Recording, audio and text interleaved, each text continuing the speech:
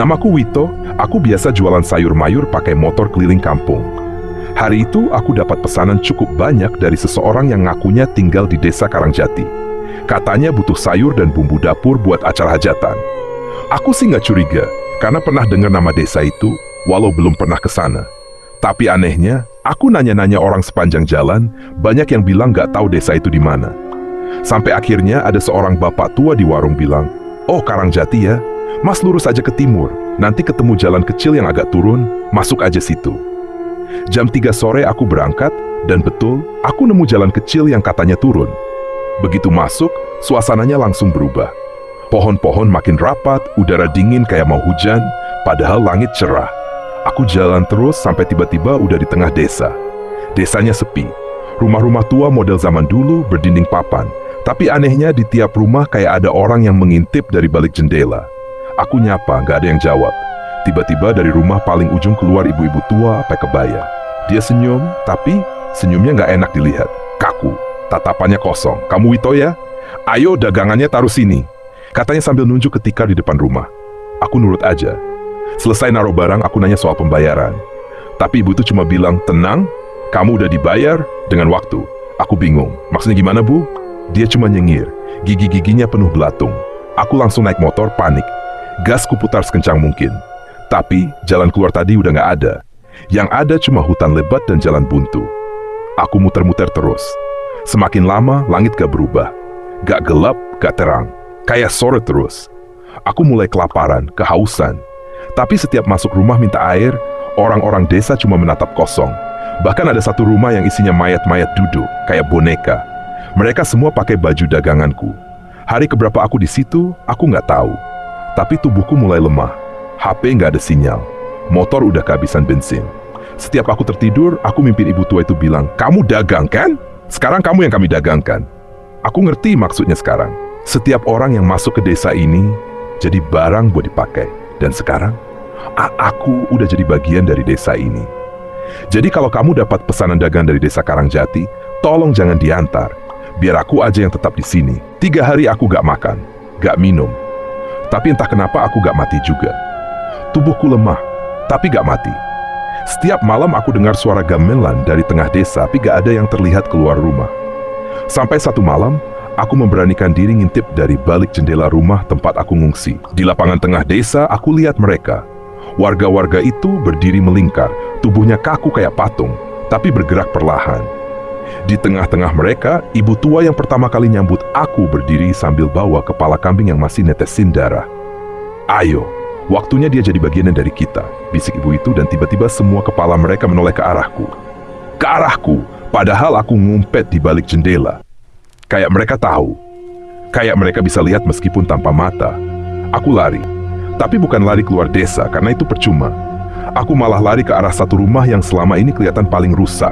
Atapnya bolong, temboknya penuh jamur, dan anehnya, rumah itu nggak pernah disamperin siapapun. Begitu aku masuk, bau busuk nyerang hidung. Tapi di dalamnya, aku nemu tumpukan kertas tua. Salah satunya ada tulisan tangan. Kalau kau baca ini, berarti kau orang baru. Desa ini dikutuk. Setiap 100 tahun, desa harus dapat satu pendatang. Kalau tidak, semua penghuni akan mati. Korban terakhir adalah penjual soto. Sekarang giliranmu. Tapi, masih ada satu jalan keluar. Tanganku gemetar. Aku balik kertas itu, dan di baliknya ada peta. Tapi bukan peta desa. Itu peta lorong bawah tanah yang katanya terhubung ke jalan tua sebelum masuk desa. Aku nggak mikir lama. Malam itu juga aku gali lantai kayu rumah itu. Dan bener, ada pintu kayu kecil. Bau tanah basah langsung naik ke hidung. Gelap, pengap. Tapi aku tetap turun. Lorongnya sempit, penuh akar, dan suara gamelan masih kedengeran. Tapi makin jauh, makin pelan. Sampai akhirnya aku lihat cahaya samar dari atas. Aku dorong batu yang nutup jalan, dan aku keluar di kebun pisang tua. Aku melihat jalan aspal dari kejauhan. Jalan tempat aku masuk beberapa hari lalu. Tapi pas aku mau lari ke sana, suara ibu tua itu terdengar lagi di belakangku. "Wito, kamu pikir kamu bisa ninggalin kami begitu aja?" Aku nggak mau nengok. Aku lari, terus lari, sampai pingsan di pinggir jalan. Bangun-bangun, aku udah di rumah sakit. Katanya aku ditemukan orang lewat dalam kondisi dehidrasi parah. Aku udah coba cerita ke orang-orang, tapi nggak ada yang percaya. Katanya desa Karangjati udah nggak ada sejak tahun 17 karena longsor. Semua penghuninya dinyatakan hilang. Gak ada yang selamat. Sekarang tiap malam, aku masih dengar suara gamelan. Di kepala, di mimpi, kadang di pojok kamar. Sudah 2 minggu sejak aku keluar dari desa itu. Tapi hidupku gak tenang. Malam-malamku diganggu suara gamelan, bisikan nama-nama aneh, dan kadang aku bangun dengan tanah lembab di telapak kaki. Padahal aku tidur di dalam rumah. Sampai suatu malam, suara itu datang lagi lebih jelas. Kamu belum bebas, Wito. Hutangmu belum lunas. Bawa pengganti atau kembali. Aku pikir itu cuma mimpi. Tapi besoknya aku nemu sesuatu di jok motorku. Sebungkus nasi tumpeng dan di atasnya ada kertas kecil bertuliskan untuk upacara penyambutan pengganti. Kami tunggu. Aku takutan setengah mati, tapi juga penasaran. Apa iya kalau aku bawa orang lain ke desa itu, aku bisa bebas sepenuhnya? Gak diganggu lagi? Beberapa hari aku resah, sampai akhirnya aku ingat seseorang. Denny, teman lamaku yang kerja serabutan. Dia sering curhat soal hidupnya susah, utang banyak, dan punya tujuan. Aku ajak dia ngopi, ngobrol ngalor ngidul. Lalu ku cetukin, Den, lu mau duit cepet nggak? Gampang, cuma nganter dagangan ke satu desa doang. Dapat 2 juta. Denny langsung semangat. Aku kasih alamat palsu, tapi sebenarnya itu jalan masuk ke desa Karangjati. Aku nggak temenin, cuma kasih arahan, ikutin aja jalan kecil yang turun, di ujungnya ada orang nungguin. Setelah itu aku tunggu, sejam, 2 jam, gak ada kabar, HP-nya gak bisa dihubungi. Aku pulang. Tapi malamnya, gangguan itu hilang. Gak ada suara gamelan, gak ada bisikan, gak ada tanah basah di kaki. Aku lega dan sekaligus ngerasa kayak sprengsek.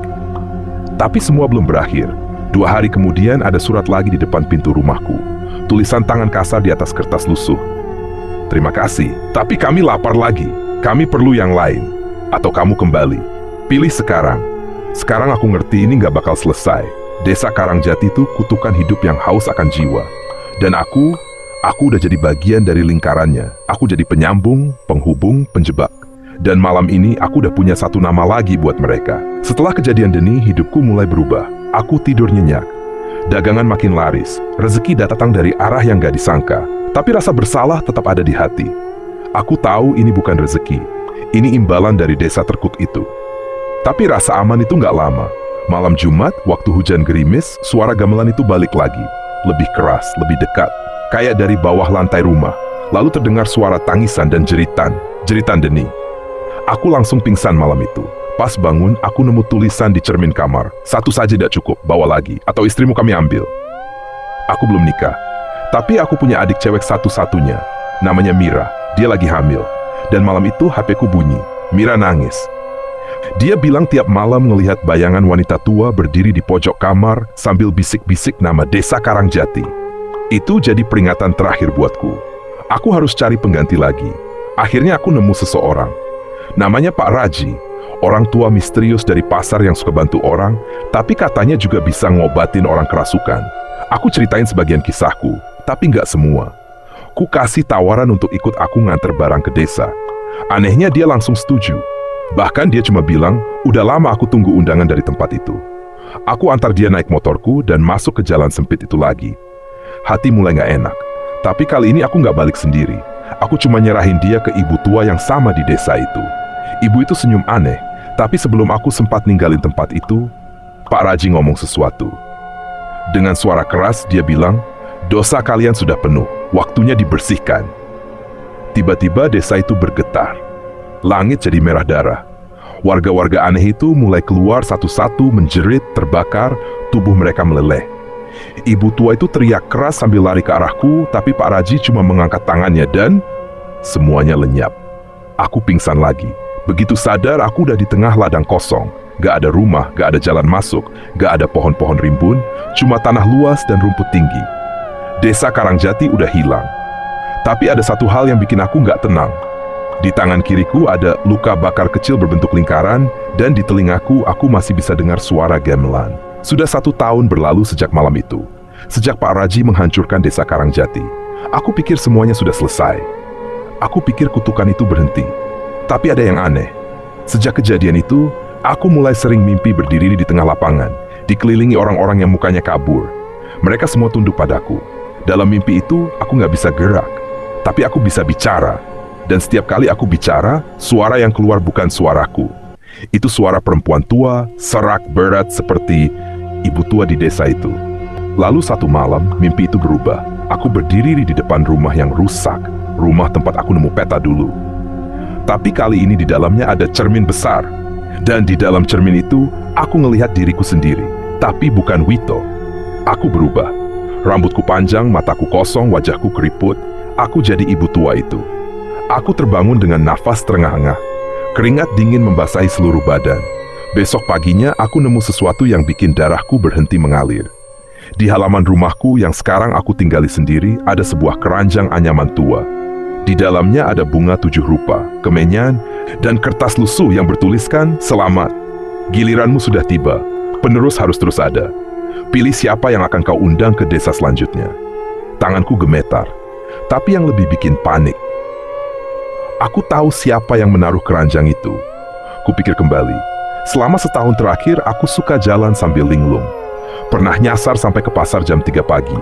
Kadang bangun dengan tangan bau dupa. Aku nggak sadar, tapi aku udah mulai jadi bagian dari mereka. Desa itu nggak hilang, cuma pindah ke dalam kepalaku. Dan sekarang, setiap malam aku duduk di depan rumah, menunggu orang lewat.